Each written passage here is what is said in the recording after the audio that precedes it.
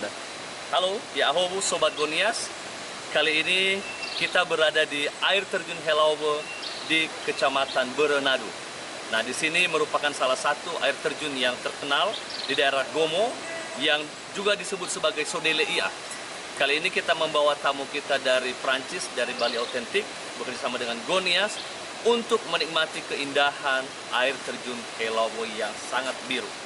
Nah, di sini kita akan berenang, melompat setelah tadi capek dari Berenadu.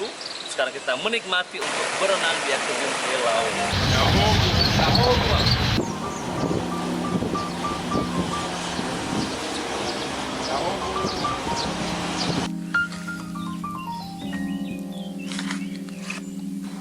Untuk menuju air terjun Helaobo ini, para pengunjung disarankan untuk membawa sepeda motor atau kendaraan double gardan, karena di beberapa lokasi ada beberapa yang susah untuk dilalui kendaraan biasa.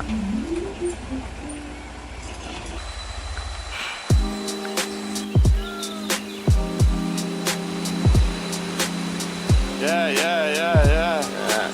You do it.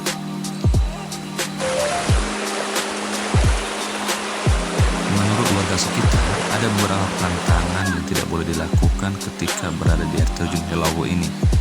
Salah satunya adalah tidak boleh melemparkan batu ke dalam sungai dan juga tidak boleh untuk bercakap kotor. Kalau tidak, maka akan turun hujan deras atau banjir. Bahkan ada juga bisa kesurupan.